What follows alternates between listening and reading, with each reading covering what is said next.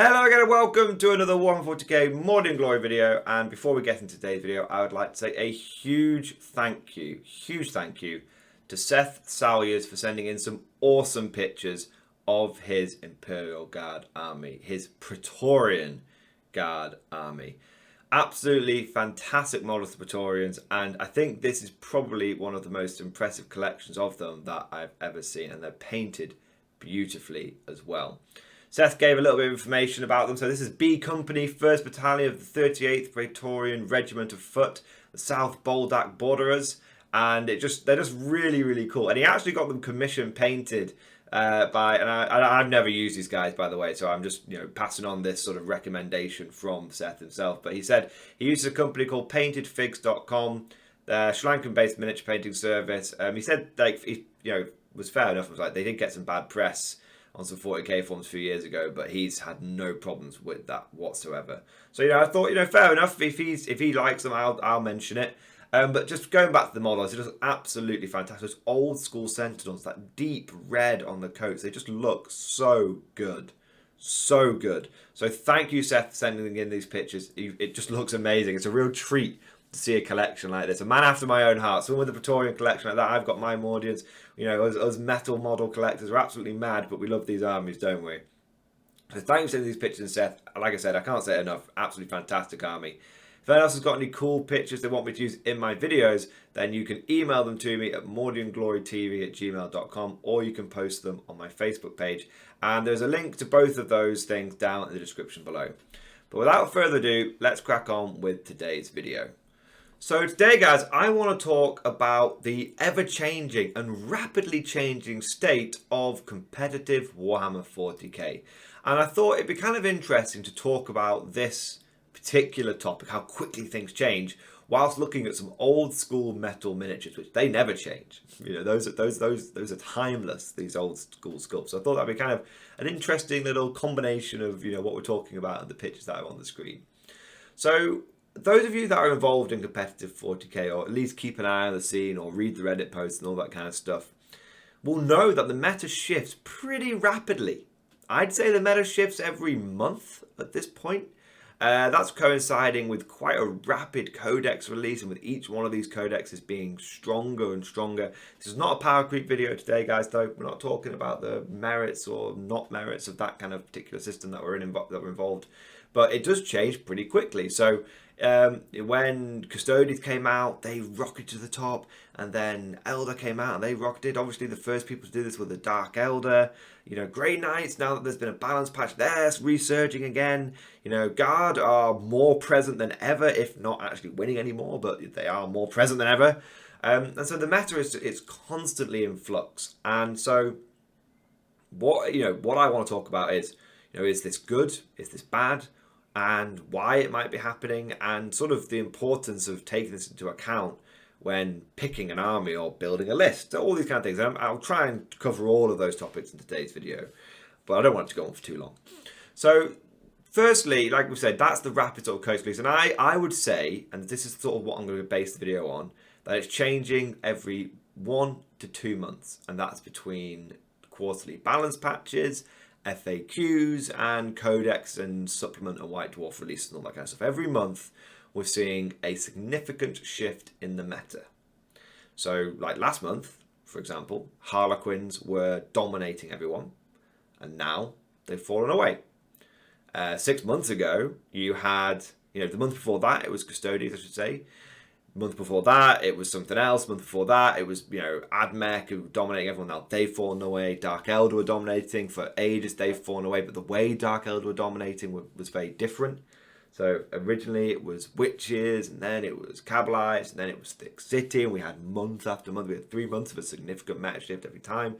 Then we had Leviathan and Hive Guard. It was shit, and then we had Tau. Of course, can't forget the Tau, and all those indirect fire weapons and all that kind of stuff. The meta shifts so rapidly and so quickly that it's something that you have to take that into account when you're going to an event and you're going to a tournament. Now, before we even get into why it's shifting, what can you do about the shift? Well, when it comes to picking an army, picking an army, there are two approaches you can take. And I am not saying one is better than the other. I'm just saying these are the two approaches that I have seen, one of which I take, and one of which I see many competitive players taking. So the first approach is, rather than collecting a bunch of armies and having, let's say 3 or 4 factions or 4 or 5 factions, and you have about 2,000 points of each faction, maybe 2,200, a little bit of flexibility in there. But when the meta shifts and your army suddenly becomes like useless and putting it on the shelf, then you have to go and use like another army or something like that. You could collect multiple armies, but I think the meta shifts so much that that's actually kind of tricky to do. Now you'll be constantly chasing your tail. You'll be constantly having to invest more and more time and money into trying to keep multiple factions up to date, and I don't think you'll ever quite manage it. That's something I've noticed. So what you could do is you could do something like what I do and what many people on this channel do is you just go all in on one faction.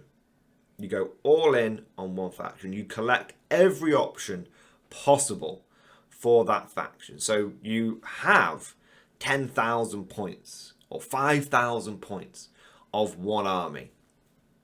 And the advantage of this is that no matter how the meta shifts, you can adjust your list easily and without having to constantly be buying new stuff. So one day Demolisher Cannons are the absolute bee's knees on your tanks. Balance patch comes in, suddenly Demolisher Cannons are 20 points more. And suddenly Battle Cannons are now the one thing to take. We're talking hypothetically here, guys. So all you do is you just take your Demolisher Cannon turrets off, you just put your Battle Cannon turrets off, and it's stress-free. It's stress-free, and you're not constantly in this cycle of having to rush paint things the week before a tournament or 2 weeks before a tournament because you've already got every option. The advantage of that system is that, you can constantly tweak your list, you can constantly keep up with the meta, and you can constantly adapt your army list. The disadvantage of that is if you go all in on one faction, then there will be times, and Imperial Guard are a perfect example of this, where it doesn't matter how much you tweak your army is just inherently weaker. Maybe it's not had a codex for 5 years. Maybe the codex it's had wasn't great. But the problem is that no matter how much you tweak the army, it's always, you're never going to win an event with it. You can go to an event, you can go 3-2, you can go 4-1, but you'll never quite win the event. But you'll always, you'll have enough options where you'll always be able to put something good together.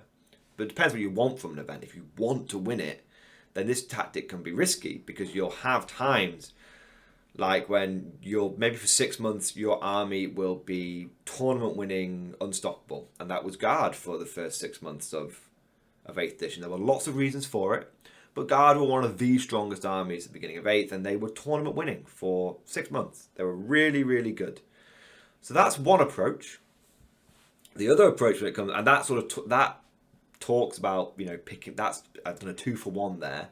I've talked about picking a faction and also how you adapt your list. There.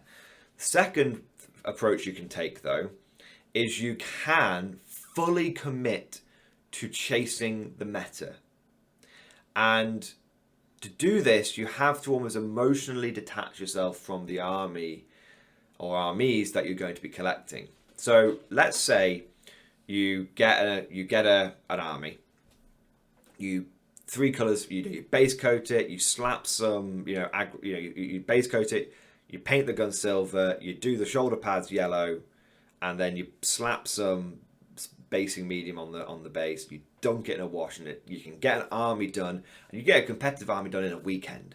And so you get that army done in a weekend, and then you play it for the next month, and then the meta shifts. And then what you do is, if a lot of competitive players kind of have their ear to the ground. So if you know where the meta's going to shift, Harlequins are good now, but they're going to go away, so I need to get regular Eldar. If you know where the meta's going to shift, then you can sell your army preemptively. And by selling your army preemptively, you recoup much of the money on it, especially if it's a top meta army at the moment. And so you recoup much of the money on it. Maybe even if you get half of the money back, you've still got a very good, if you've bought the models from a discount retailer, you've got half of the money back, You've actually not spent a huge amount on that army. Then you'll probably lose £100 or so, £150 overall. But you've smashed the meta for a month. You sell the army, and then you buy the next one. And every month you shift armies. And I genuinely see people doing this. And every month you recoup. You're only ever actually spending half the amount at most on each new competitive army. Or perhaps, you're a part of a competitive club with competitive meta, and you're able to borrow certain models. So you don't even need to buy all that much. You're just borrowing models to put together. For example, one of my good friends, one of the people I went to Adepticon with, Matt Robertson, fantastic player. I would call him the number 1 player in the world. He came second at Adepticon, and he used Harlequins at Adepticon, and he just borrowed like pretty much half the army. He didn't actually, but he still had to buy 2 or 3 models for it. But he borrowed a lot of the army. And that's another way you can play it. And I'm not deriding those people or putting them down in any way, shape, or form. That is very much a valid way to play it. And probably in many ways, if you can deal with the time pressure and the stress, and for a lot of competitive people, they enjoy that side of it. These people enjoy being under pressure. It's part of the competitive enjoyment factor for them. And and part of that pressure and enjoyment of the competitive scene is that constant cycle, keeping up with the meta. So those are the 2 camps that you can go into for when you're dealing with the constant meta shift. And so that's when it comes to adapting your art. So that's kind of talking about picking factions, adapting lists. One other thing to mention that you can try and do if you're going to, but I don't think this is like an honourable mention, but I don't think this is valid anymore. I don't think this is valid in 9th edition. You can try and build an army that is a jack of all trades, master of none, take all comers.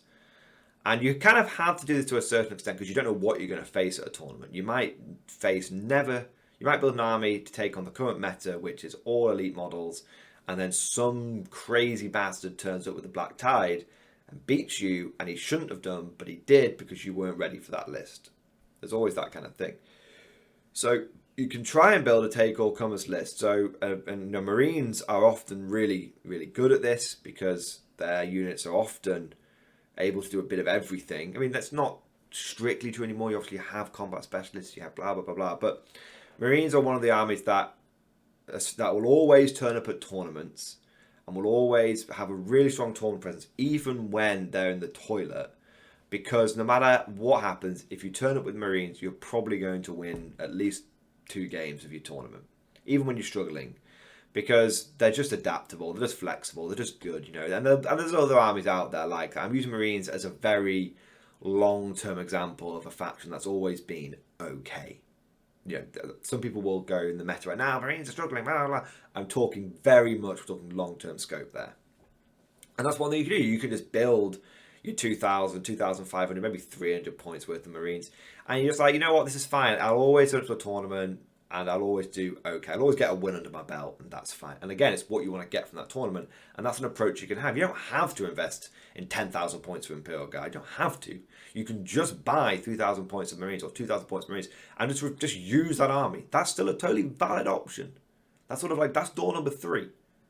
And then you just ignore the meta. It's almost like you ignore the meta shift. How do you keep up with the meta shift? You just ignore it. That is an option. But it's not really relevant. Not really want to get into that too much for this video today. We're talking about how do you adapt. So that's talking about, we've covered the meta shift, how often it shifts. We've covered the 2 or 3 approaches you can take to adapting to the meta shift. Now let's look at why is the meta shifting so much? Why is the meta shifting so much? And I have 2 sensible reasons for this. And I have 1 conspiracy theory. 1 totally bonkers conspiracy theory. But hopefully it might actually make some sense. So we'll start with the boring ones first, and then you guys will have to wait for the juicy stuff if you want. Or you can skip ahead about 2 or 3, 4 or 5 minutes and get to the juicy one. So the first option is, why is the meta constantly shifting?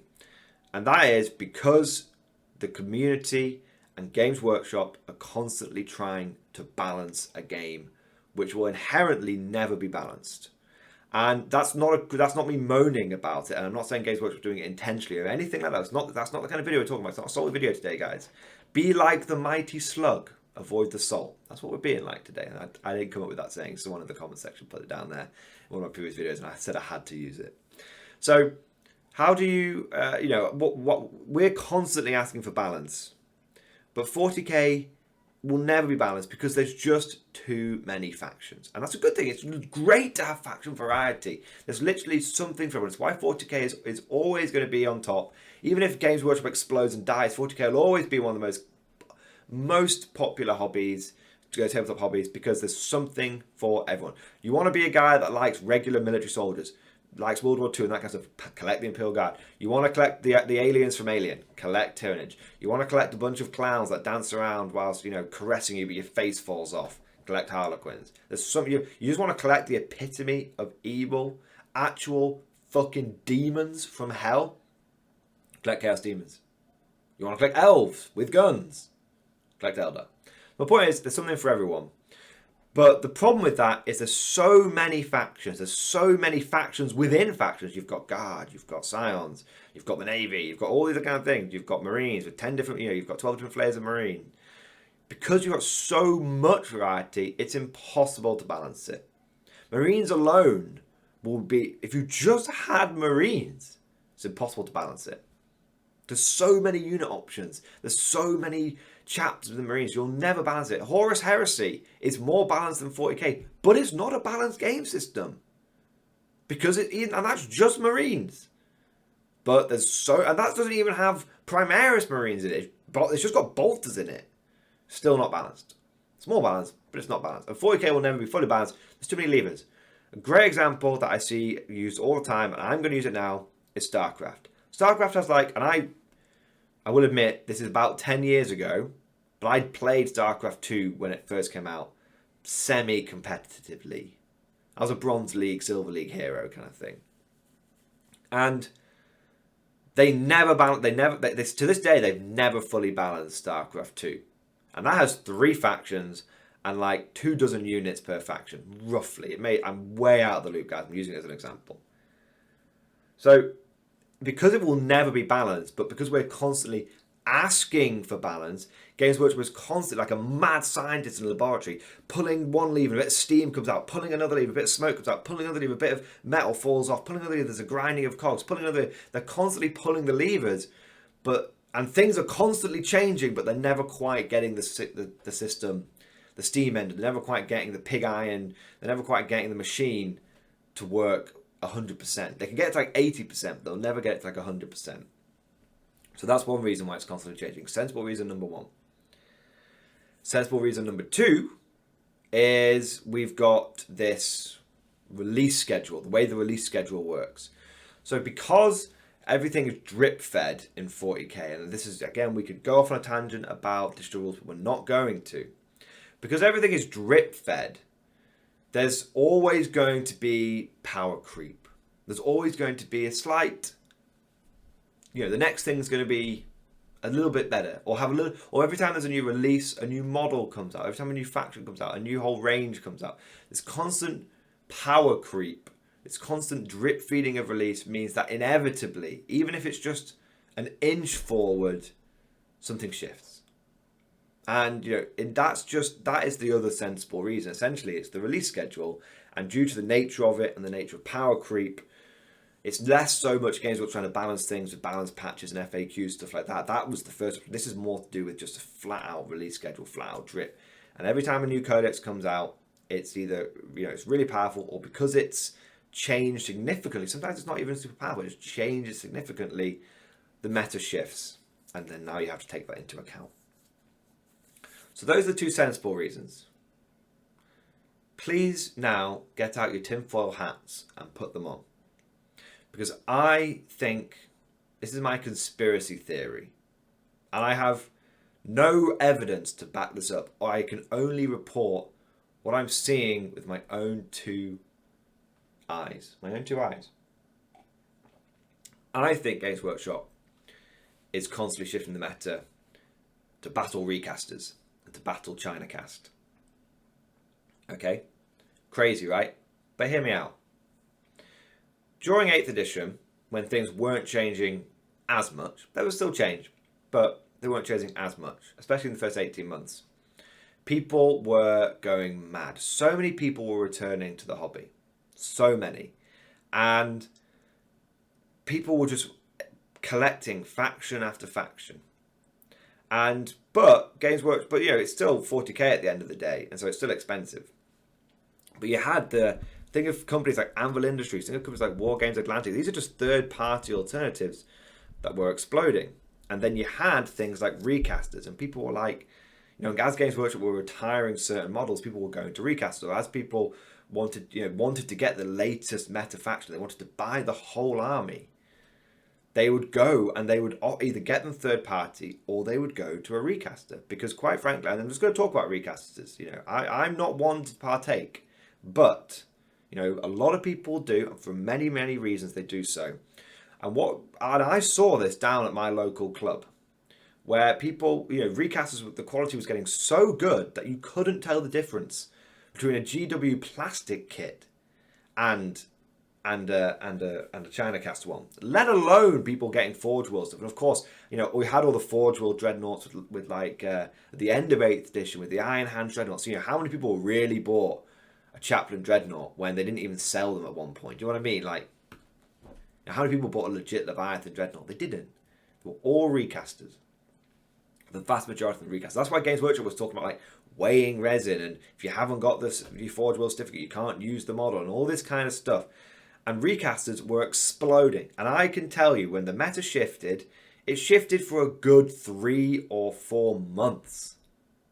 For a long time, Marines were on top with Marine 2.0. Do you know what I mean?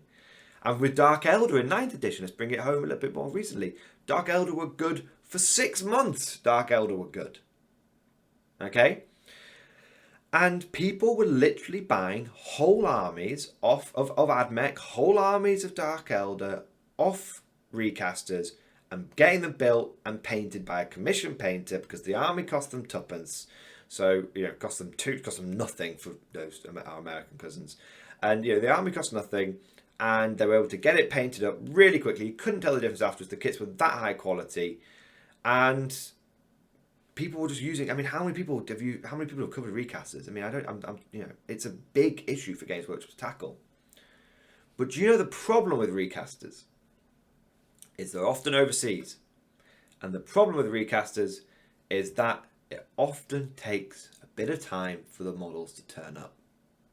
Sometimes it'll be a month, sometimes it'll be 2 weeks, but I would say on average you're looking for about a month turnaround. If you're lucky, you might get it in 2 weeks. But you've still got to build and paint it then. And what have we just been talking about at the beginning of this video? What's the meta cycle shifted to now? Every month. So if you buy your China cast army, if you buy your recaster army, and it takes a month to turn up, by the time it arrives, it's no longer the top tier competitive army. The meta's shifted, the meta's moved on. Even if you get it within 2 weeks, you've then got to build it, you've then got to go to a tournament, which might take you another week, and then you get to use the army for like a week or two, and then it's a best, and then something else is coming along, and you're not going to be winning tournaments.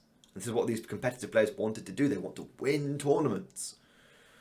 So I think Games Workshop has done it. I think they've done it to fight recasts. They've tried everything. They've tried banning third-party bits. They've tried weighing resin. They've tried...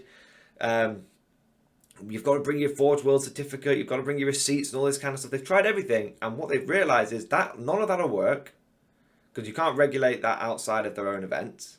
So you've just got to make it where the meta is shifting so often that by the time someone's bought a recast army, it's basically useless, or it's not tournament winning anymore.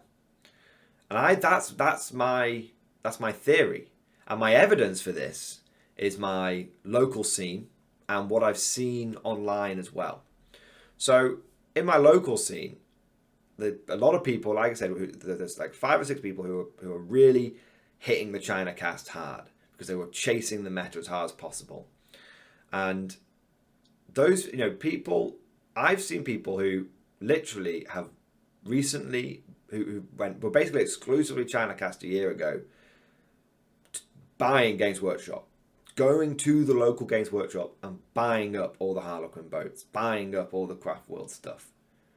Because they need the army now. And the only place they can get it quick enough and get it built, you know, the release comes out and they go and get it midweek and they have it ready for the tournament that weekend or the weekend after. The only way they can do that is by going to the local Games Workshop. That's the only way. And so, you know, because every time the meta shifts, and people might say, oh, but do you have to submit your list ahead of time? Every time an FAQ drops, every time a codex drops, tournament organisers give you basically an extra week or two to submit your list. Because they have to, because you might have to submit something which isn't legal anymore. They have to. So it doesn't. So you know, a lot of tournaments are accepting and aren't even check. I can tell you now, inside scoop, a lot of tournaments don't check lists anymore. And if they do, they only give themselves a week to check them. For a major GT, how's that going to work? Not checking shit. Last London Grand Tournament, it was all community checking. They asked the community to check the lists, all of it. How many little things do you think slipped through? I'd bet dozens. So the point is that that's why I think GW is shifting the meta so often. Because you can't get a China cast army ready in time. The only way you can do it is by swapping models now. But someone's still got to buy them. You're still got to know someone who has 18 boats for your Harlequins. Or 2 or 3 people. And they're probably willing to lend them to you as well. So typically what you've got to do is you've got to go and buy them. How many times recently has Games Workshop shifted the meta and their online web store has sold out of the top unit? Oh, Hammerheads are good now? Sold out. Oh, Starweavers are good now? Sold out. Previously, they weren't selling out. You know? Previously, they'd make something good and it wouldn't sell out. And everyone would be buying it from China. Or from other recasters. So, that's my theory. That's my tinfoil hat. You may now remove the tinfoil hat. Like I said, it's based purely upon my own evidence. I've seen people who have not bought GW in a year or two scooping up GW left, right, and I'm talking about half a dozen people scooping up the GW left, right, and centre, scooping up the proper plastic. The amount of people talk about it online, significantly down. The traffic around Recasters, it used to be anytime anyone talked about getting models for cheap, someone would mention Recasters. Now, you just don't see it as much. And again, this is only my perspective. You know, but a year or two ago, Midwinter Minis did like a video on Recasters. Now, no one really talks about it. Not as much anyway. You know? So that's my theory. What do you guys think? Put your comments down in the comment section below. I want to hear about how you're adapting to the meta. Are you a chaser? Are you all in on one faction? I suspect most people are all in on the guard, but if you are a meta chaser, let me know. If you're just really all in on one army, let me know. How do you guys adapt to the meta? And what do you think about the conspiracy theory that it's to combat Recasters? Thank you for watching. I hope you've enjoyed today's video. Before I go, I want to say a huge thank you to my Patreon supporters. It is thanks to the Patrons channel that I'm able to go to tournaments. I've got one next weekend. I'm able to go to tournaments. I'm able to try crazy things out and bring the results back to you guys. I'm taking 360 conscripts to the next tournament. I'm only doing that because I've got the Patrons that allow me to do that. So thank you to the Patrons. You guys are truly fantastic. I know I mention it every video, but I'm going to keep mentioning it because you guys are great. So thank you for watching. Thank you for being a supporter on Patreon. And if you're interested in becoming a Patreon supporter, there's a link down in the description below.